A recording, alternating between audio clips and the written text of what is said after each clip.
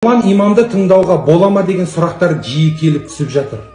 Жалпы ол кісінің видеоларын сыртынан көргенім болмаса, жақын танысып, араласып көрмеген. Тыңдама дейтіндей ол кісі экстремизмдік бағытты насихаттап жатқан жоқ қой.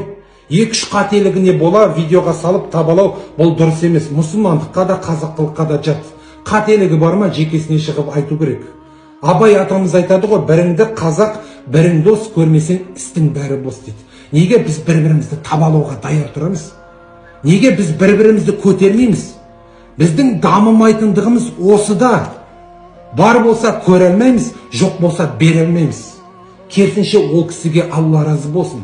Осылай насихатты жастарға түсінікті тілде жеткізіп жүргенге, насихатты түсінікті тілде жеткізе білу, бұл да Алланың берген қасиеті. Мойындау керек. Мойындау да ерлік.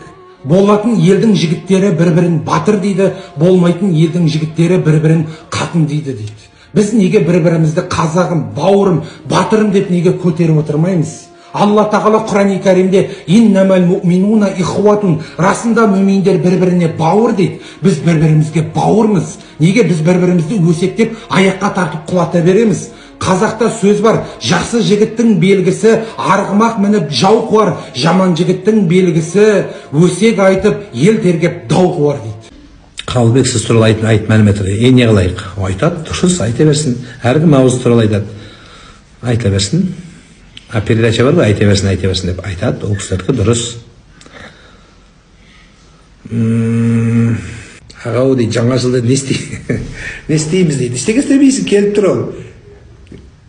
İsteseng de keledi, istemeseng de keledi, çay içseng de keledi, çay içmeseng de keledi, qarşı alsang da keledi, qarşı almasang da keledi, ұйықтасаң da keledi, ұйықтамасаң da keledi. Ол келе береді, күн ауыса береді кәнді. Ажалы жетіп, қабірге түсіп қалғандарға ғана келмейді, қалған бәріне келеді, Құда қаласа.